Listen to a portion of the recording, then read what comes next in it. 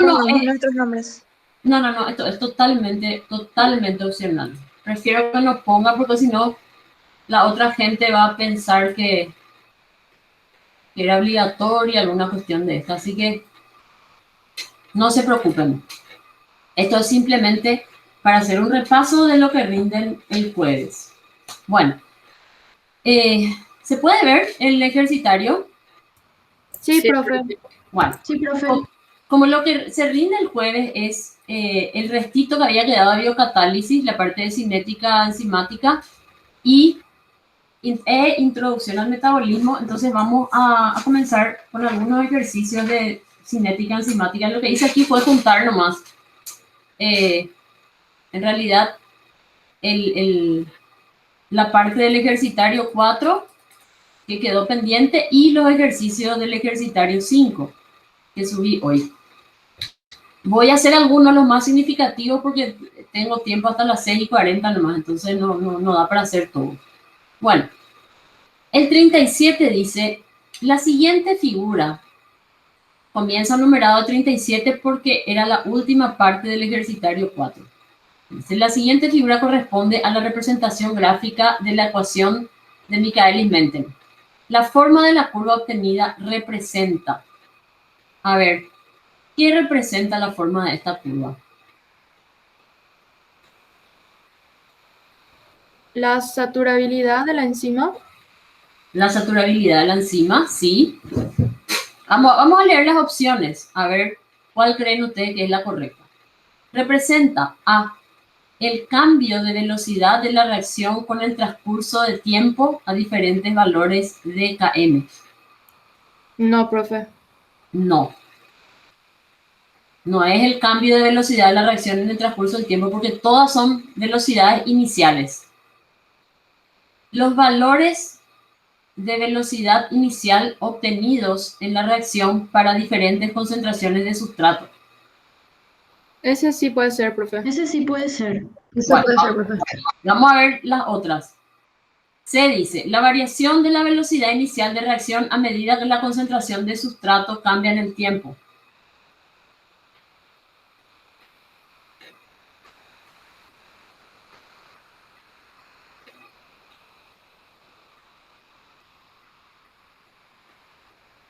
A ver, ¿esto es velocidad en función de tiempo? No. Velocidad en función del sustrato. En función de la concentración de sustrato. Entonces, esto no es una misma reacción cuya velocidad va cambiando. Cada punto representa a un valor de velocidad inicial a una concentración diferente de sustrato. Entonces, no es esto. Realmente la respuesta correcta es B. Son valores de velocidades iniciales obtenidos en la reacción para diferentes concentraciones de sustrato. Pero igual es importante ir descartando las incorrectas. D dice, el cambio de la velocidad máxima de la reacción a diferentes concentraciones de sustrato en relación a Km. No, esto no es el cambio de velocidad máxima. La velocidad máxima es una sola. No es que va cambiando. Son velocidades a diferentes concentraciones de sustrato antes de que la enzima se sature, ¿verdad? Y por último, representan los valores de velocidad inicial de la reacción realizada a diferentes valores de Km. No, tampoco. El valor de Km es uno solo. La enzima tiene un solo valor de Km. Entonces, concretamente, ¿qué representa este gráfico? Este tipo de temas son para saber si ustedes tienen los conceptos claros, ¿verdad? ¿Qué representa esta curva? El valor de la velocidad en función a la concentración de sustrato. Y la concentración de sustrato expresada en múltiplos de Km.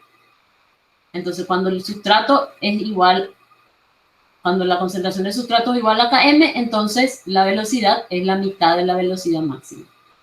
Cuando el sustrato sea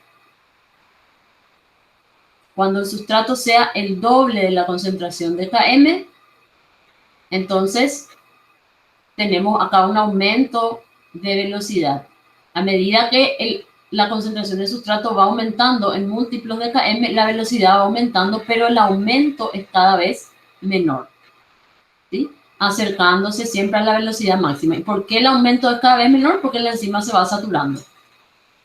¿Se entendió el ejercicio? Sí, profe. Sí, profe. Sí, bueno, muy bien. Profe, ¿no querés ponerle un chiqui más de zoom? Sale muy chiquito.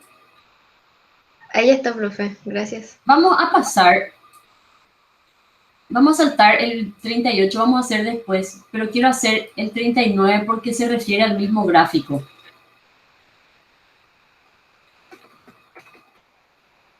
Dice, a partir del siguiente gráfico se puede concluir todo lo siguiente excepto, porque acabamos de explicar el significado de esta curva, ¿verdad? Dice, al aumentar la concentración de sustrato, el aumento de velocidad observado es cada vez menor. No, profe, es cada vez mayor. A ver, cuando la concentración de sustrato es igual a km, la velocidad es 50% de la velocidad máxima. Si la concentración de sustrato se duplica, pasa a 2 km. Fíjense que aumentó lo mismo que acá. De 0 a km aumentó lo mismo que de km a 2 km. ¿Y qué pasó con la velocidad? Aumentó también, pero aumentó 16%. Ahora, si aumenta la concentración de sustrato a 3 km, fíjense que el aumento es el mismo. ¿Y en cuánto aumentó la velocidad? De 66 a 75, o sea, aumentó en 9%. Entonces, ¿qué es lo que podemos ver? En base a esto que estamos diciendo, ¿es correcto decir que al aumentar la concentración de sustrato, el aumento de velocidad observado es cada vez menor? Sí, profe. Sí, profe. Esto es correcto. B dice, acá tenemos que buscar la incorrecta. Cuando el valor de Km sea 3 veces mayor que la concentración de sustrato, la velocidad alcanzada será el 75% de la velocidad máxima. Sí, está bien. Está correcto. Lean bien.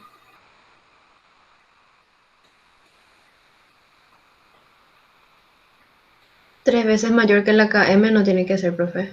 Exactamente. Si yo digo que Km es 3 veces mayor que la concentración de sustrato, quiere decir que la concentración de sustrato es 1/3 del valor de Km. Estaría por acá. Acá me dice que Km es 3 veces mayor que la concentración de sustrato. Si yo estoy en este punto, es la concentración de sustrato la que es 3 veces mayor que Km. Y ahí sí voy a tener el 75% de la velocidad máxima. ¿Se entiende? Esta es la incorrecta. Profe, ¿puedes volver a explicar que no entendí bien? Claro, ¿esto qué representa? ¿Estos valores qué representan? Concentraciones de sustrato en múltiplos de Km.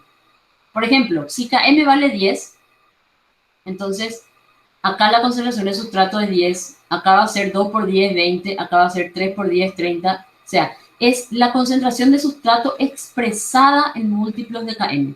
Entonces, cuando yo estoy en este punto, ¿qué quiere decir 3 km? Quiere decir que la concentración de sustrato es 3 veces mayor que km en este punto. ¿Sí? Entonces, cuando la concentración de sustrato sea 3 veces mayor que km, se alcanza el 75% de la velocidad máxima. ¿Ya? Y lo que plantea el ítem es, cuando el valor de km sea 3 veces mayor que la concentración de sustrato. Y es al revés. Esto es cuando la concentración de sustrato es 3 veces mayor que Km.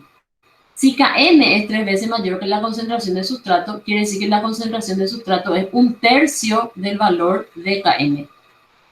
¿Ya? ¿Se entiende? ¿Se entendió? Sí, profe. Bueno, Gracias.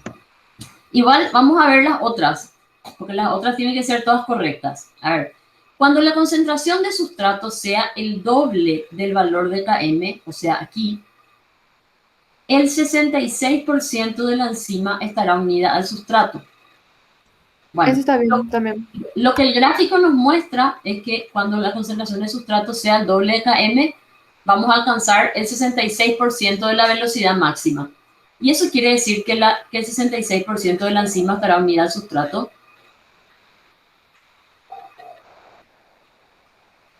Sí, profe. Exactamente.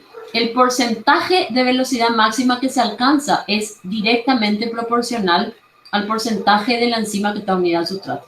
Entonces, por ejemplo, si la concentración de sustrato es igual a Km, se alcanza la mitad de la velocidad máxima, quiere decir que el 50% de la enzima está unida al sustrato. Si la concentración de sustrato es igual a 3 por km y se alcanza el 75% de la velocidad máxima, quiere decir que el 75% de la enzima está unida al sustrato, ¿sí? Entonces recuerden eso, que el porcentaje de velocidad máxima que se alcanza a determinada concentración de sustrato es igual al porcentaje de la enzima que está unida al sustrato. A ver, vamos a tener que bajar esto para que quede todo en la misma página.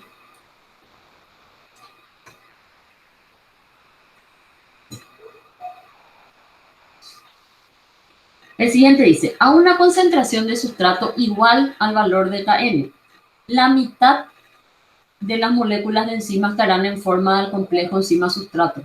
¿Eso es correcto? Sí, Sí, correcto. Para que solo el 20% de las moléculas de enzima estén libres, la concentración de sustrato debe ser el cuádruple del valor de Km. A ver, pensemos un poquito. ¿Qué es lo que nos está diciendo? ¿Qué significa que el 20% de las moléculas de enzima estén libres? Que el Que el 80% está 80% está unida asociado. a la Muy enzima. bien. Que el 80% de las moléculas de enzima están unidas al sustrato, formando complejo enzima-sustrato. ¿Y cómo tiene que ser la concentración de sustrato para alcanzar el 80% de velocidad máxima? 4 km. Tiene que ser igual a 4 km. Entonces, ¿esto es correcto o no? Sí. sí, Es correcto. ¿Se entendió?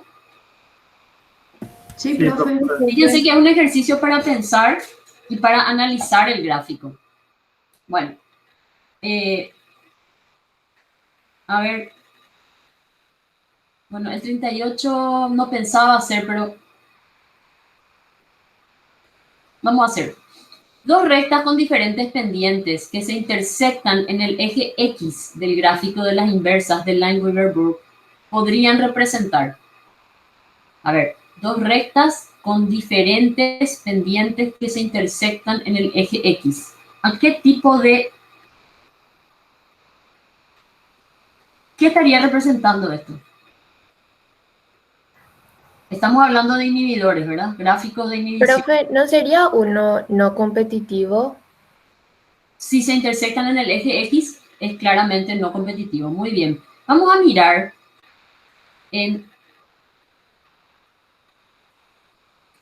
justamente para facilitar un poquito el análisis, incluí algunas diapositivas que les van a resultar conocidas. ¿Se puede ver la figura? Sí, profe. Sí, profe. Fíjense, a esto nos estamos refiriendo. Ay.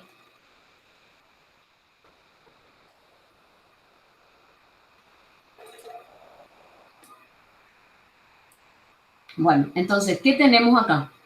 Dos rectas que se intersectan en el eje X. Eje X representa menos 1 sobre Km.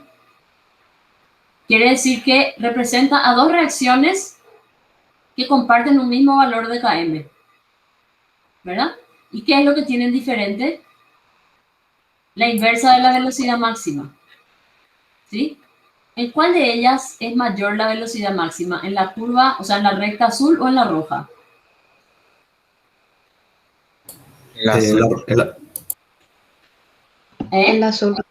En la azul es mayor la velocidad máxima porque la inversa es menor. Entonces, ¿qué podría representar? ¿Y de qué inhibidor estamos hablando? Ah, Un competitiva. inhibidor no competitivo. No competitivo. Bueno, entonces, lo que me plantea el ejercicio es, ¿qué podrían representar estas rectas? Una enzima en ausencia y presencia de un inhibidor con estructura análoga al sustrato, ¿sí o no? No. No, profe. Porque No, eso sería competitivo, ¿verdad? No. El B dice, una enzima en ausencia y presencia de un inhibidor que se une a un sitio diferente al del sustrato. Sí. Ese sí puede Eso ser, puede profe. Ese sí, Sí, un inhibidor no competitivo. Pero dice que hay dos respuestas correctas. Sigamos analizando. Una enzima en ausencia y presencia de un inhibidor que solo es capaz de unirse al complejo enzima-sustrato. No, profe. No, no. No, porque esos son los inhibidores acompetitivos, ¿verdad? De dos enzimas diferentes que presentan la misma afinidad por el sustrato y la de menor pendiente representa, la de mayor pendiente presenta menor velocidad máxima. ¿Puede ser eso?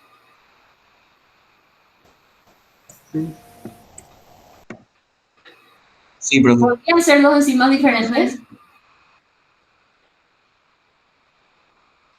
Sí, podrían ser dos enzimas diferentes porque me dice que tienen la misma afinidad por el sustrato. Si nos fijamos, el mismo valor de Km, ¿verdad? ¿Y qué me dice? Que la de mayor pendiente es la de menor velocidad máxima. Entonces sí puede ser también.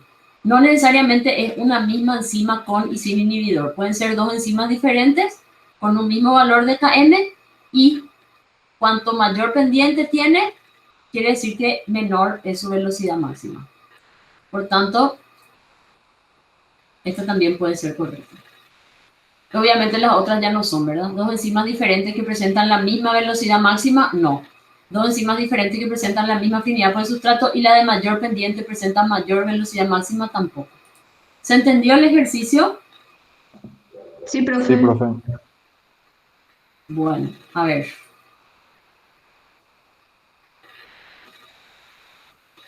Vamos a hacer 40 porque es muy interesante.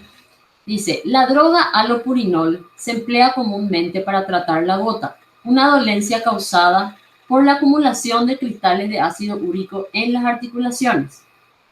Esta droga posee una estructura química similar a la de la hiposantina, sustrato de la enzima santina oxidasa, que cataliza la conversión de esta última en santina y de esta en ácido úrico. Al graficar las inversas de las velocidades versus los valores de las inversas de las concentraciones de hiposantina en ausencia y presencia de alopurinol, las rectas obtenidas A y B representan respectivamente, las rectas obtenidas A y B respectivamente, bueno, y me da varias opciones, se intersectan, no se intersectan.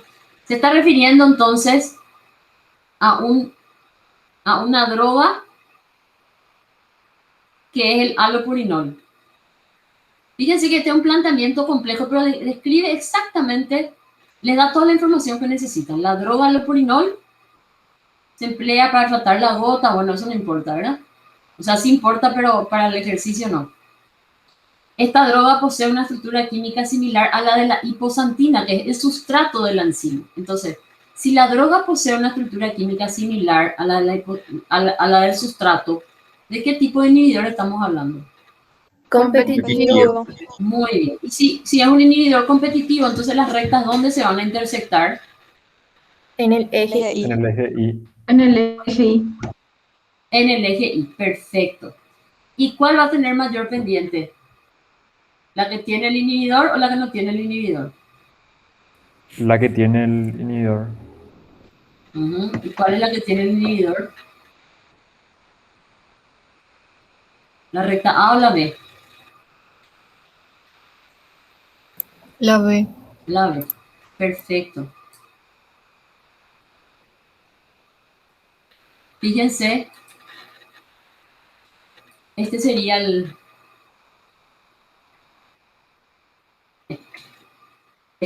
caso, ¿verdad?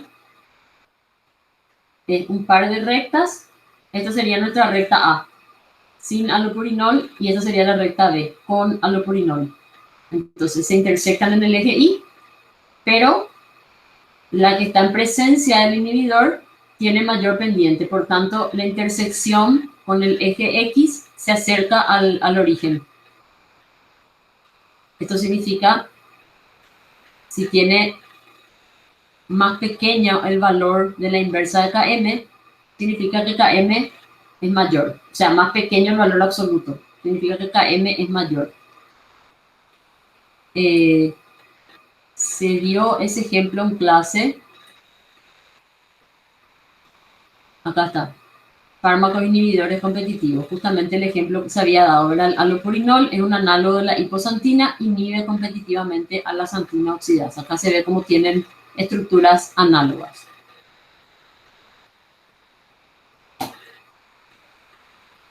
¿Se entiende?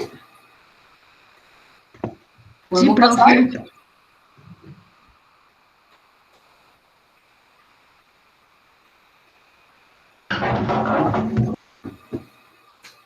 A ver, 41, 42. 44. Ok, no repito. Vamos a hacer 42. Dice, la acción antimicrobiana de la penicilina se atribuye a qué. Bueno, vamos a mirar la figura. A ver si que se acuerdan de la penicilina. ¿Qué ¿Qué tipo de afectaba inhibidor a es? la Está entre pared los de beta-lactámicos. peptidoglicano de las gram positivas, profe? Sí, ¿y es un inhibidor reversible o irreversible? Irreversible. Reversible. Es Reversible. irreversible. ¿Que inhibe a quién? A la glicopeptidotranseptidasa. Muy bien. A la transpeptidasa que sintetiza la pared de peptidoglicano de las bacterias, ¿verdad? Si miramos un poquito la figura para recordar, aquí está. Acá está la penicilina, que es un antibiótico beta-lactámico, ¿verdad? Y este es el centro activo de la glicopeptidotranseptidasa, que tiene un residuo de serina, que actúa como nucleófilo. Actúa como nucleófilo para catalizar la reacción, la síntesis de la pared peptidoglucano. Pero al estar en presencia de la penicilina, como este anillo beta-lactámico es muy reactivo, entonces puede ser atacado por el OH, un ataque nucleófilo, se rompe el anillo beta-lactámico y la penicilina se une irreversiblemente al sitio activo de la enzima. Entonces veamos. Dice, esta droga se une mediante un enlace éster a un residuo de serina del glicopéptido de la pared de las bacterias gram positivas. ¿Está bien o mal? Sí, profe, está bien. ¿Está bien? Ojo, dice No, al profe. glicopéptido de la pared. La enzima debería ser.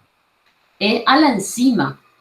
Es a la glicopéptido transpeptidasa, o sea, a la enzima que sintetiza el glicopéptido, no al glicopéptido en sí.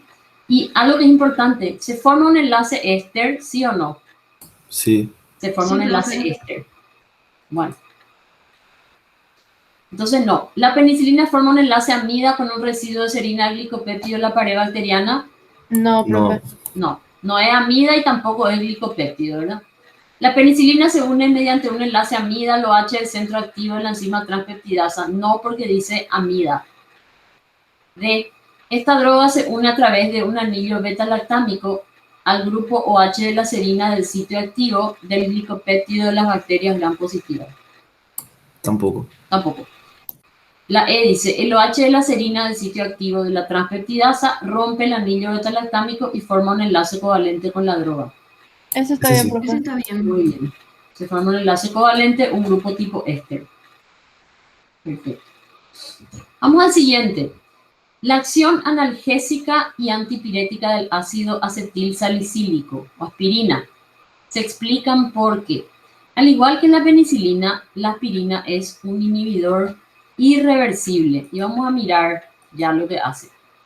¿Qué hace el ácido acetil salicílico aspirina? Es un inhibidor de la ciclooxigenasa, que es una enzima que participa en la síntesis de prostaglandina. Las prostaglandinas son icosanoides. Y estas prostaglandinas están implicadas en la fiebre, el dolor. Entonces la aspirina, como es ácido acetil salicílico, fíjense que la reacción es similar a la anterior. El residuo de serina del sitio activo de la ciclooxigenasa hace un ataque nucleófilo al carbono carbonílico. Los carbonos carbonílicos son siempre electrófilos. Entonces esta serina hace un ataque nucleófilo y se une al grupo acetil, formando un grupo éster. O sea, es un ejemplo de una reacción de acetilación. ¿Sí? Hay una acetilación del centro activo de la ciclooxigenasa. Y esta reacción es irreversible. Vamos a ver ahora qué es lo que plantea el ejercicio. Entonces, la acción analgésica y antipirética del ácido acetil salicílico aspirina se explican por qué. A. Es un efector alostérico negativo de la ciclooxigenasa, enzima responsable de la síntesis de prostaglandina. ¿Puede ser? ¿Es un efector alostérico negativo? No. No, no es un efector alostérico, es un inhibidor irreversible, son dos cosas diferentes. Produce acetilación irreversible de un resto de serina del centro activo de la enzima responsable de la síntesis de prostaglandina. Ese puede ser, profe. Esta es correcta. Produce acetilación irreversible de un resto de serina del centro activo de la enzima responsable de la síntesis de prostaglandina, que se llama ¿cómo? Ciclooxigenasa activa. Muy bien. Vamos a ver las otras que son incorrectas. Es un inhibidor irreversible que provoca la acetilación del sitio activo de la serinproteasa ciclooxigenasa. Fíjense que cuando miramos así parece que está bien. ¿Qué es lo que está mal acá? ¿Qué dice serinproteasa? Claro, dice serinproteasa. La serinproteasa participan en la hidrólisis de proteína, no tiene nada que ver. Esta es una enzima que sintetiza un derivado de ácido graso, la prostaglandina, no tiene nada que ver con una proteína. O sea, la enzima es una proteína, pero no es una proteasa. El D dice, es un inhibidor competitivo de la ciclooxigenasa. Bueno, ahí ya está mal porque dice competitivo. Los inhibidores competitivos son reversibles. El ácido acetil salicílico es un inhibidor irreversible. Y el último dice, es un inhibidor alostérico irreversible. Esto también está mal. Los inhibidores alostéricos no son irreversibles. ¿Ya? ¿Quedó claro? Sí, profe. Sí, profe. Bueno, muy bien. Estamos haciendo casi todos porque son todos diferentes. Bueno, la enzima exoquinasa cataliza la siguiente reacción. Glucosa más ATP para dar glucosa 6-fosfato más agua. La reacción transcurre por la unión inicial de la glucosa y posteriormente el ATP o a la inversa para formar un complejo enzima glucosa-ATP que dará finalmente los productos. Cuando la glucosa 6-fosfato aumenta, esta se une a la enzima provocando un aumento del Km y en consecuencia disminuye su actividad. Según la descripción, es correcto afirmar que la exoquinasa es una enzima. Bueno, las tres primeras opciones dicen que es alostérica. Las otras tres dicen que es una enzima micaeliana. ¿Qué dicen ustedes para empezar? ¿Es una enzima alostérica o una enzima micaeliana?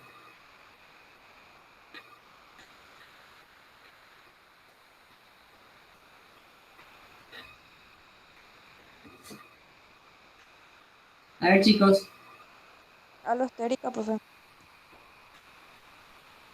Muy bien, es una enzima alostérica. ¿Por qué? ¿Cómo sabemos que es alostérica?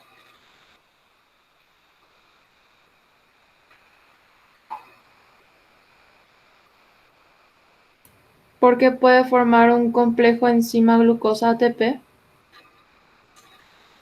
No, no es por eso. Es porque, fíjense lo que dice, cuando la glucosa 6-fosfato aumenta, esta se une a la enzima provocando un aumento de Km. O sea, la glucosa 6-fosfato, que es el producto, actúa como inhibidor alostérico. ¿Sí? Entonces es una enzima alostérica. Bueno, dice que cataliza una reacción bisustrato secuencial y ordenada, que cataliza una reacción bisustrato secuencial al azar, que cataliza una reacción bisustrato de mecanismo en ping-pong. Bueno, alostérica ya sabemos qué es. Ahora, y es una reacción bisustrato. ¿Por qué? Porque tiene dos sustratos, glucosa y ATP.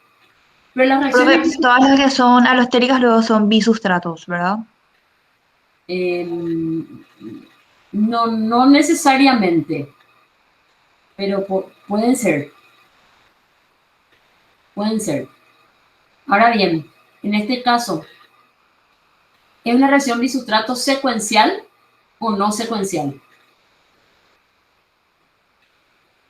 La no secuencial es un mecanismo en ping-pong.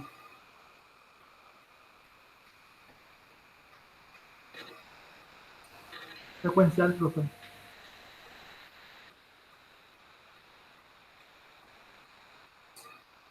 Muy bien. Es secuencial. ¿Por qué? Porque todos los sustratos, bueno, en este caso 2 sustratos, deben encontrarse unidos a la enzima para que se produzca la reacción. ¿Sí? O sea, tienen que poder encontrarse el sustrato 1 y el sustrato 2. A su vez, la secuencial puede ser ordenada, cuando sí o sí tiene que unirse primero un sustrato y después el otro, o al azar, cuando puede unirse indistintamente uno u otro primero, pero después siempre se tiene que unir el otro. ¿Qué es lo que nos describe? ¿Qué situación nos describe acá? La reacción transcurre por unión inicial de la glucosa y posteriormente la ATP o a la inversa. ¿Qué quiere decir eso? Es una reacción bisustrato secuencial y ordenada o al azar. Ordenada puede ser, profe. Al azar sería. Profe. ¿Eh? Yo creo que es al azar. Al Es azar. al azar. ¿Por qué al azar? Porque no importa si se une primero glucosa y después ATP o a la inversa. ¿Sí? Si fuera ordenada, tendría que unirse sí o sí primero la glucosa y después la ATP o al revés. ¿Ya? ¿Y por qué no puede ser mecanismo en ping-pong? Porque el mecanismo en ping-pong es cuando primero entra un sustrato, le modifica la enzima y sale ya transformado en producto. Y después recién entra el segundo sustrato. Es decir, que los dos sustratos nunca se encuentran, como en el caso de las aminotransferasas o transaminasas. Entonces es una situación diferente. Bueno, vamos a hacer uno último sobre enzimas y después pasamos ya a introducción al metabolismo, porque si no, no nos va a dar el tiempo. Me pareció este el más, que les podría resultar un poquito más complicado. Entonces vamos a analizar. El sustrato A puede ser transformado en los productos B o C según que la reacción sea catalizada por las enzimas EB o EC respectivamente. EB tiene un valor de Km de 100 milimolar y velocidad máxima de 100 nanomolar por segundo. Y EC tiene Km igual a 50 milimolar y velocidad máxima 90 nanomolar por segundo. Con relación a esto, se puede afirmar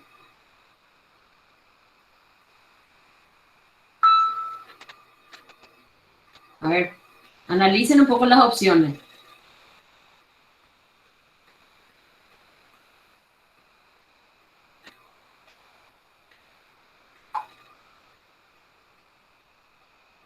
ED es la enzima más eficiente por su valor de Km. Este está mal. Está mal. Está mal, profe. Muy bien, está mal porque ¿de qué depende la eficiencia? KCAT y KM. O sea, velocidad máxima sobre Km, ¿verdad? Sí. O KCAT sobre Km. Vamos a mirar un poquito el... Acá está. KCAT sobre Km, y la KCAT es proporcional a la velocidad máxima, ¿verdad? Bueno, entonces, como no tenemos la constante catalítica, pero sabemos que la velocidad máxima es proporcional, entonces podemos deducir que EB va a ser más eficiente que EC. Entonces esto está mal. EC es la enzima que genera más producto por unidad de tiempo estando saturada. ¿Qué significa que genera más producto por unidad de tiempo estando saturada? ¿A qué se está refiriendo? Al recambio no puede ser, profe. A ver, Ah, no. A la velocidad confundí. máxima no sería. a la velocidad máxima. ¿Cuál tiene mayor velocidad máxima? Profe, EB. ¿y por qué no puede ser el recambio? Sí, también puede ser recambio, solo que no tenemos el valor del recambio. Y la velocidad máxima es proporcional. O sea que, profe, la velocidad máxima y el recambio dependen de lo mismo y hacen lo mismo, pero no son lo mismo. Claro, porque KCAT, velocidad máxima, es igual a la constante catalítica por la concentración del complejo enzima sustrato. ¿Me entendés? Entonces no es igual, pero es proporcional. Es como la velocidad y la constante de velocidad. O Profe, sea ¿no que sería porque la velocidad de recambio no plantea cuánto tiempo se une la enzima al sustrato? la velocidad de recambio indica cuán rápido la enzima cambia de sustrato. O sea, cuán rápido la enzima transforma el sustrato en producto una vez que está unida a la enzima, unida al sustrato. A ver, voy a escribir acá. Velocidad máxima es igual a K, constante catalítica por concentración de enzima total. Perdón, no es concentración porque velocidad es igual a la constante catalítica por concentración del complejo enzima sustrato. Y cuando toda la enzima está unida al sustrato, la concentración de complejo enzima sustrato es igual a la concentración total de enzima, ¿sí? Entonces, la velocidad máxima es proporcional a la constante catalítica, ¿sí? Entonces, la que tenga mayor velocidad máxima es porque tiene mayor constante catalítica, ¿se entiende? Asumiendo, algo que nos dice acá, ¿verdad? Pero asumiendo que están en la misma concentración. En realidad esto debería decir, ¿eh? No dice, pero ahora yo les aclaro. Bueno, entonces, podemos asumir que la que tiene mayor velocidad máxima tiene también mayor constante catalítica, ¿sí? Y la constante catalítica es la rapidez con la que la enzima unida al sustrato se convierte o sea, el sustrato unido a la enzima se convierte en producto. Entonces, ¿EC es la enzima que genera más producto por unidad de tiempo estando saturada? No. Es ED porque tiene mayor velocidad máxima. ED es la enzima que consume más lentamente el sustrato cuando está saturada. No. Al revés, EC es la que consume más lentamente el sustrato porque tiene menor velocidad máxima. Quiere decir que va a tener menor constante catalítica. Justamente la constante catalítica es la rapidez con la que la enzima consume el sustrato. Porque es la constante, pues, ¿verdad? Y a multiplicar esto por la concentración total de enzima me da la velocidad máxima. Bueno, EC es la enzima con mayor número de recambio. No. ED es la enzima con mayor número de recambio porque es la que tiene mayor velocidad máxima. Y en la última dice, EC tiene mayor afinidad por el sustrato A que B. Sí, profe, porque tiene menor KM.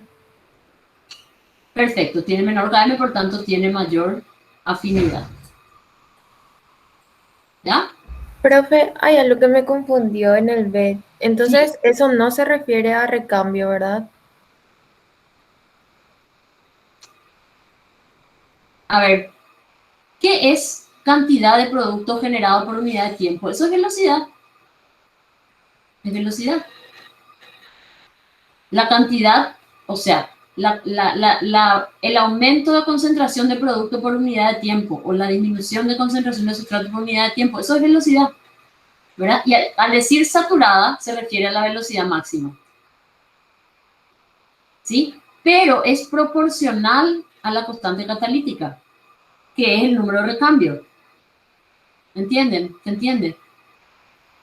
Entonces, decir que es la enzima que genera más producto por unidad de tiempo estando saturada o es la enzima que consume más sustrato cuando está saturada, sería lo mismo. Si genera más producto, consume más sustrato. ¿Sí? Es la forma de expresar nomás. Bueno, vamos a pasar ahora a los ejercicios de introducción al metabolismo. Estos son, por lo menos los primeros, son bastante más sencillos.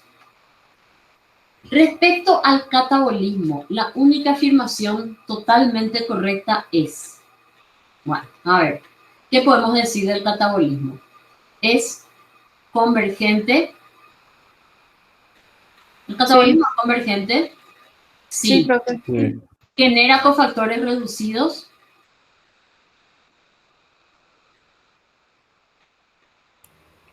¿El Sí, catabolismo? ¿Eh? sí, profe. Sí, ¿verdad? ¿Cuáles son los cofactores reducidos que genera el catabolismo? NADH, FADH2 y NADPH. Muy bien. ¿Genera intermediarios metabólicos?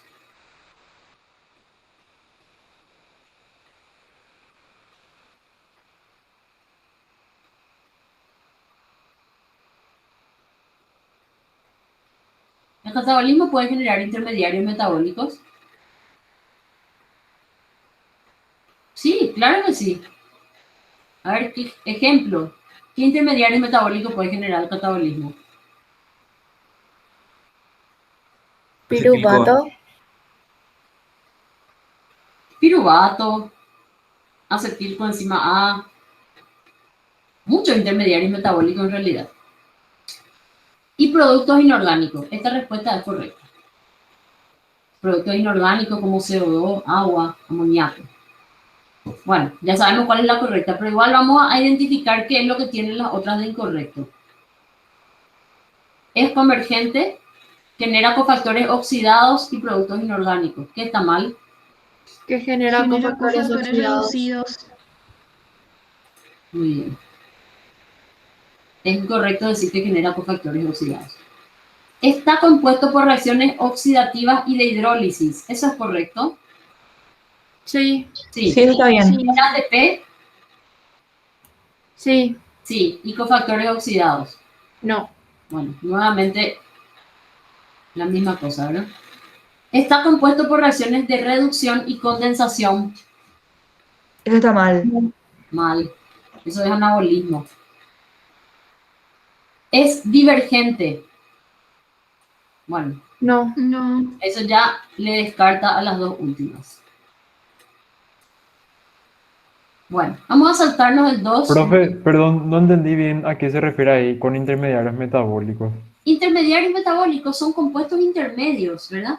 Por ejemplo, en la glicólisis, bueno, lo que pasa es que todavía no conocen en detalle las vías metabólicas, ¿verdad? Pero a medida que se van degradando los compuestos, los combustibles, se van generando intermediarios metabólicos. Por ejemplo, la glucosa por glicólisis se va degradando y produce varios intermediarios, por ejemplo, gliceraldehído 3-fosfato, dihidroxiacetona-fosfato, fosfenol piruvato, todos esos son intermediarios metabólicos. Ah, ya, entiendo, profe, Piruvato, gracias. acetilcoenzima A, etcétera, etcétera. Muchísimo. Bueno, vamos a pasar al 3.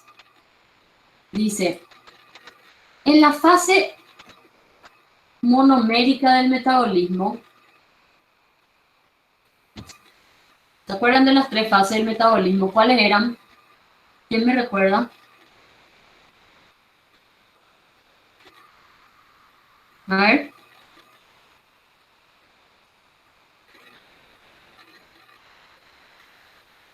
Era Macromoléculas, molecular, monomérica y metabolismo intermedio. Muy bien, la fase macromolecular es cuando se hidrolizan los polímeros, ¿verdad? Las proteínas, los polisacáridos. En esa fase no hay oxidaciones, hay solo hidrólisis y no hay producción de ATP. Después venía la fase monomérica, la segunda fase. Es cuando se degrada la glucosa en piruvato por glicólisis, los ácidos grasos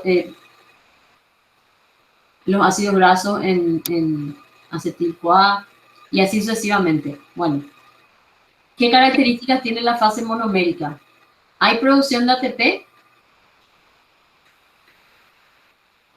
o no en la fase Sí. monomérica? Sí. Sí hay. ¿A partir de qué combustibles? De todos. azúcares. De monosacáridos. Solamente a partir de los azúcares. Bueno. Y después ya metabolismo intermedio, donde se producen todas las reacciones oxidativas y hay gran producción de ATP. Entonces, veamos. Hay limitada producción de ATP por fosforilación a nivel de sustrato solo en algunas reacciones del metabolismo de glucosa y ácidos grasos. ¿Eso es correcto? No. No, porque no hay producción de ATP en la fase monomérica de los ácidos grasos. ¿Se da una oxidación total de los sustratos combustibles? No, es parcial. No. No hay oxidación total. ¿Hay gran producción de ATP por fosforilación oxidativa? No. No, todo mal ahí. Los combustibles se degradan en compuestos inorgánicos simples. ¿Puede ¿Ese ser puede ese? ser, profe? Se degradan en compuestos inorgánicos simples en la fase monomérica. Todavía no. Compuestos Inorgánicos. orgánicos. No. Orgánicos. Se degradan, por ejemplo, para dar acetilcoenzima A, piruvato. En la fase monomérica lo que se obtiene son intermediarios metabólicos, justamente. Compuestos inorgánicos simples se obtienen solo en la fase oxidativa, en la tercera fase, la fase final. Por tanto, la respuesta correcta es que no hay respuesta correcta. ¿Se entendió? Sí, profe. Bueno, vamos a saltarnos el 4, vamos a hacer el 5. Dice, en las vías divergentes, el destino preferente que seguirán los sustratos en el punto de ramificación puede definirse por una mayor constante de equilibrio de dicha vía, una mayor concentración del sustrato en el punto de ramificación, retroinhibición alostérica de la vía alternativa.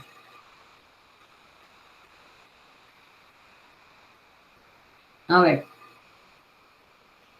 ¿Se acuerdan, por ejemplo, en el caso de la glucosa 6-fosfato, que es una encrucijada, que puede derivarse hacia la glicólisis o hacia la vía de las pentosas? Y decíamos que se derivaba hacia la glicólisis. ¿Por qué?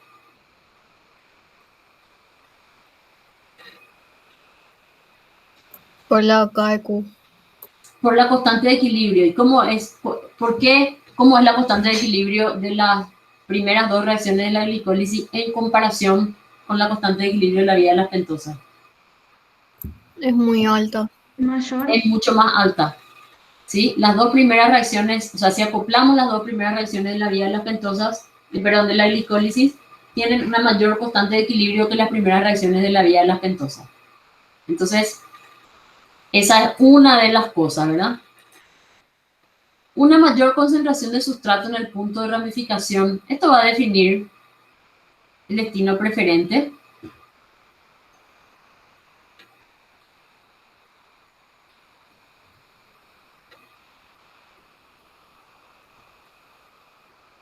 No, profe. No. No. Retroinhibición alostérica de la vía alternativa.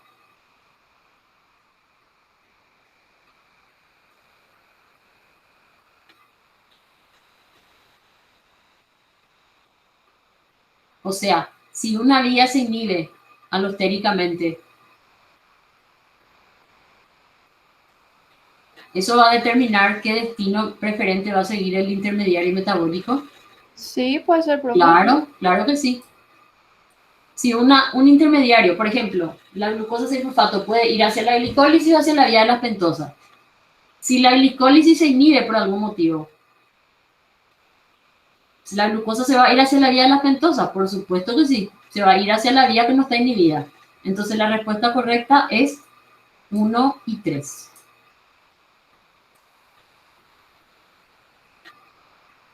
Bueno, vamos al 7. Acá dice glucagón. Podemos afirmar acerca de la insulina y el glucagón que son. Bueno, a ver, ¿qué son la insulina y el glucagón? ¿Qué son?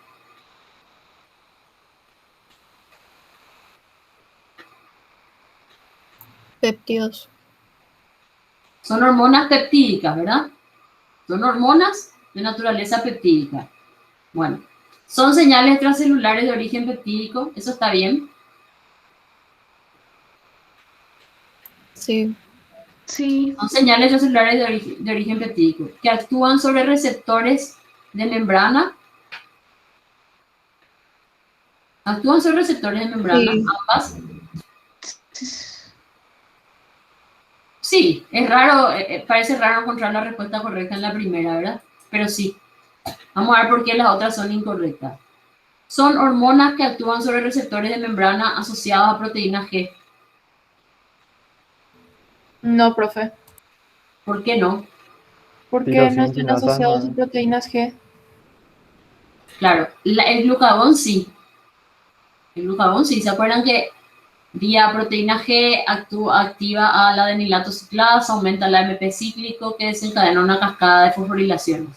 El glucagón sí actúa por ese mecanismo, pero la insulina tiene otro tipo de receptor. ¿Alguien recuerda cómo era el receptor de la insulina? Tirosina, quinasa puede ser. Muy bien, un receptor de tipo tirosina quinasa. Entonces, por eso no puede ser la B. La C dice señales parácrinas de origen peptídico que actúan sobre receptores de membrana. ¿Qué está mal ahí? Acá era esto. Endocrino.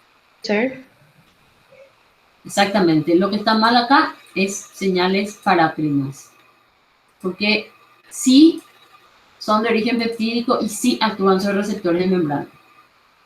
El D dice señales autócrinas que actúan sobre receptores citosólicos de tipo tirosina quinasa. está mal. Está mal autócrinos y receptores citosólicos. Exactamente. Está mal autócrinos y está mal también receptores citosólicos. Son receptores de membrana. Y además que tirosina quinasa es solo para la insulina, no para el glucagón. Señales endocrinas de origen peptídico. Hasta ahí está bien. Son señales endocrinas de origen peptídico Sí. que actúan Sí. por la vía del AMP cíclico. ¿Qué está mal?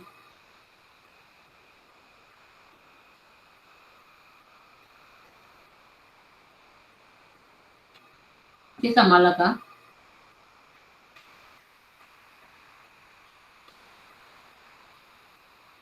A ver. Que la insulina no actúa por esa vía. Exactamente. Esa afirmación estaría bien si fuera solo el glucagón. Pero si hablamos de los dos, no, esto no se aplica a la insulina. Entonces la correcta es solamente A. Bien, ahora vamos a hacer un salto mortal y vamos a pasar al ejercicio 11.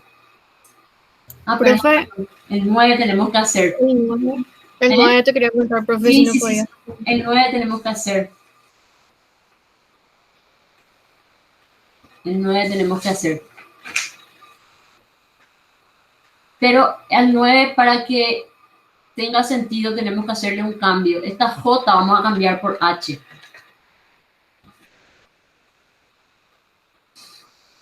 Voy a cambiar después eso en la versión que subí hoy. Bueno, para la secuencia de reacción hipotética, A más B para dar C. C se combina con D para dar E más F. E se combina con G para dar H más J. H tiene dos destinos posibles. Puede desdoblarse para dar K más M o puede combinarse con N para dar P. Entonces, las respuestas posibles son, dice A, la acumulación de P podría resultar en mayor producción de M.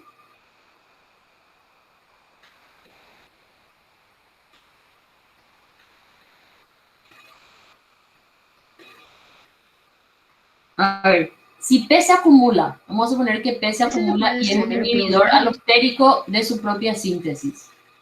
¿Qué pasaría? Sería por la vía alternativa. Claro, si P se acumula y es un inhibidor alostérico de su propia síntesis, entonces ¿qué va a pasar? Por acción de masa se van a acumular H y N, pero no se van a poder transformar en P. Entonces, ¿qué va a pasar? Como H no se puede transformar en P, va a ir por la vía alternativa y se va a transformar en K y M. Entonces, la acumulación de P sí podría resultar en mayor producción de M.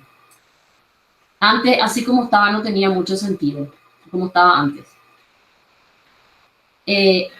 Igual vamos a analizar las otras. La acumulación de F podría resultar en mayor producción de C.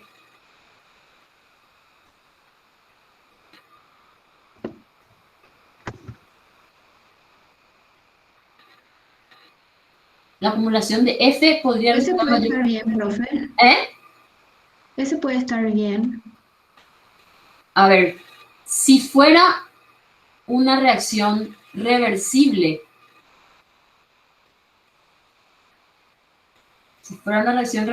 podría. Si no fuera reversible, no. No nos dice acá. Vamos a dejar esto en duda. Realmente falta esclarecer un poquito este tema. Aparentemente no son reversibles las reacciones, ¿verdad? Porque tienen la flecha en un solo sentido. Si fuese reversible, sí. La activación de la tercera reacción, ¿cuál es la tercera reacción? E más G para dar H más J. Llevaría a generar más P, más M y menos P.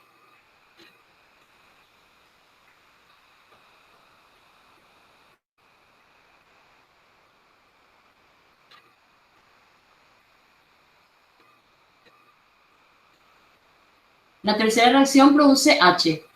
Y H puede convertirse en M y en P. Entonces, ¿tiene sentido esto? Que va a generar Más más. sería. No, probablemente aumente las dos. No más una que otra. La activación de la tercera reacción llevaría a generar más H y menos K. No, si se genera más H va a generar más K también. Y la E dice, la acumulación de M y P no afectaría la velocidad de producción de F.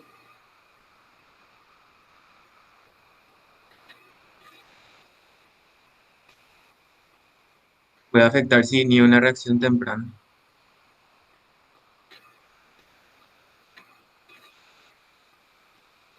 Claro, si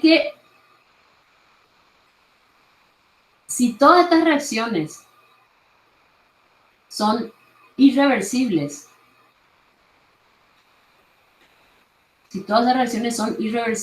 y M y P solamente actúan sobre las últimas reacciones, no va a afectar. Ahora, si fueran reacciones reversibles, sí podrían ser afectadas, ¿verdad? Porque si fueran reacciones reversibles, por acción de masas, a ver, si M y P se acumulan, podría acumularse H.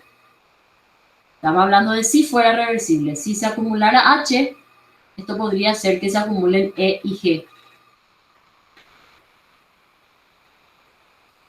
¿Verdad? Y si se acumulara E, esta reacción podría desplazarse a la izquierda, disminuyendo la producción de F. Pero acá no nos dice que sea reversible. Este tema voy a revisar con el profesor porque realmente es como que falta un poquito de información. Profe, yo tengo una duda. En el B no podría ocurrir una retroinhibición acumulativa. O sea que si se acumula F, ya va a empezar a producir menos C para que no se acumule más. La acumulación de F podría resultar en menor producción de C.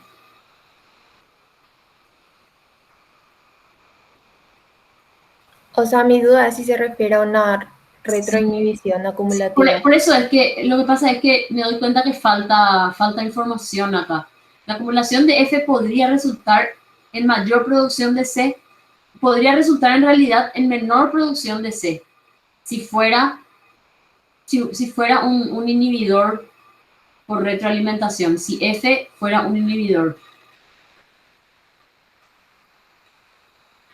Podría resultar en menor producción. Pero si la reacción fuera reversible,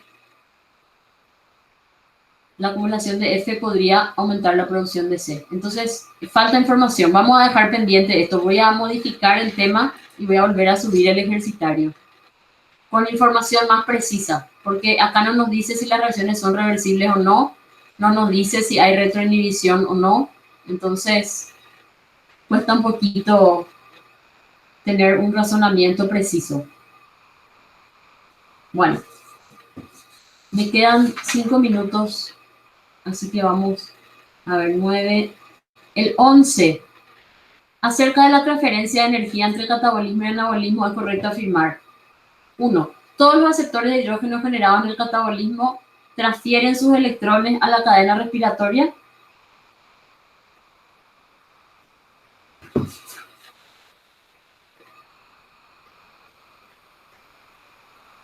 A ver, eso es cierto.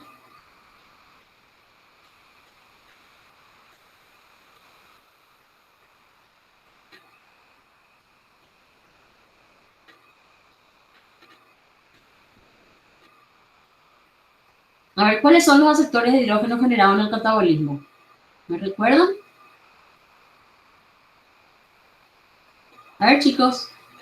Puede ser NADH, NADH, FADH2 y NADPH. NADPH. Y todos ellos transfieren sus electrones en la cadena respiratoria.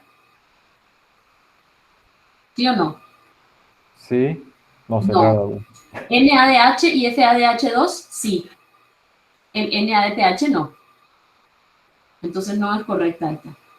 El NADPH se utiliza como equivalente de reducción para reacciones de biosíntesis. En el catabolismo, la energía útil se genera por reacciones de hidrólisis y oxidaciones.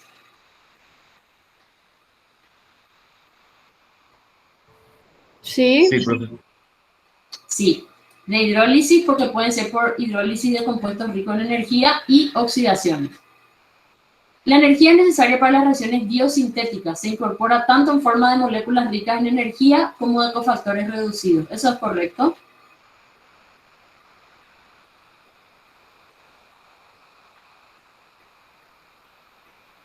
Sí, los cofactores reducidos también son sinónimos de energía. ¿Sí?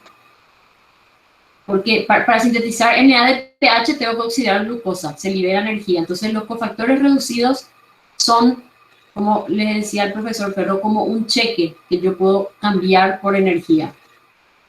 Por último, la mayor producción de ATP se produce en la fase monomérica. no, profe. No, la respuesta correcta es E, solo 2 y 3. A ver, vamos al 13. Dice, analiza las siguientes afirmaciones en relación a los mecanismos regulatorios del metabolismo. 1. La compartimentalización de vías metabólicas puede afectar tanto al factor cinético como al termodinámico. ¿Es correcto?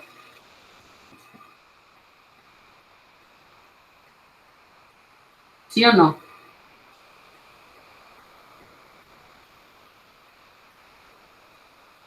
Sí, profe. Correcto. Al El cinético. segundo dice, la regulación por acción de masas puede invertir el sentido de reacciones con valores de delta G cercanos a cero. ¿Es correcto? Sí. También es correcto, ¿verdad? El 3 dice, la activación proteolítica de simógenos es un ejemplo de modificación alostérica irreversible. Reversible. A ver, la activación Irreversible. proteolítica es un ejemplo de modificación alostérica.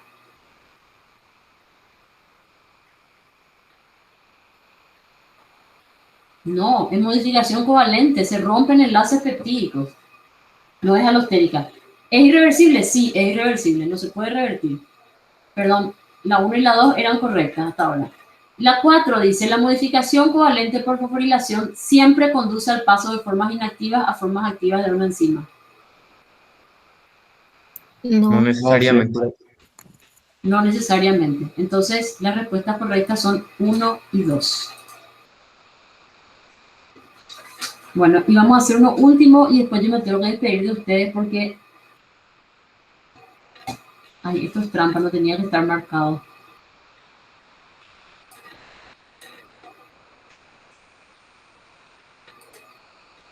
Vamos a hacer uno último.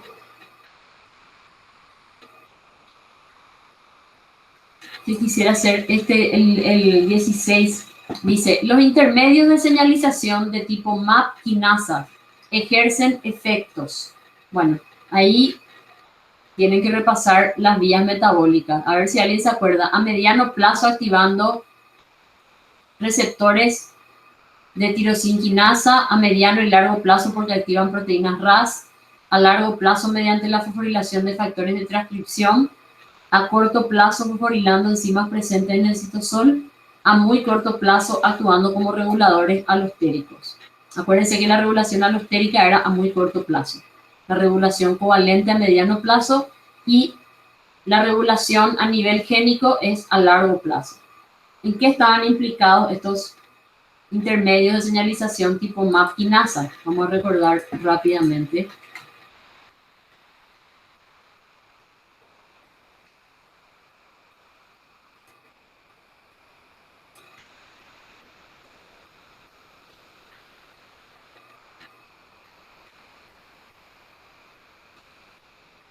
Acá está. La cascada de señalización de MAP quinasa. Entonces, a partir de la activación de RAS, sigue una secuencia lineal de señalización amplificación conformada por quinasa de serina y threonina denominada cascada de MAP quinasas. ¿Sí? Bueno, entonces esta cascada fosforila, o sea, estas MAP quinasas activadas fosforilan motivos de varias proteínas citosólicas y migran al núcleo donde activan factores de transcripción, como estos que se dan aquí, induciendo la expresión de proteínas específicas. Si hablan de inducción, quiere decir que activan la transcripción de genes. Por tanto, ¿qué tipo de mecanismo regulatorio es? ¿A corto, mediano o largo plazo? A largo plazo. Largo plazo. A largo plazo, mediante la fosforilación de factores de transcripción. Bueno, lastimosamente tengo que cortar aquí porque tengo un compromiso ineludible. De cualquier manera, ustedes van a tener las respuestas y voy a subir, mañana a la mañana voy a subir la versión del ejercitario ya con las respuestas correctas. Igual si tienen alguna duda pueden hacernos saber a través del Classroom. ¿Está bien? O a través de los delegados. Gracias, profe. Gracias, profe. Bueno, chicos, Gracias, que profe. tengan un buen resto de Muchas jornada. gracias, Nos vemos profe. el jueves. Chao, chao.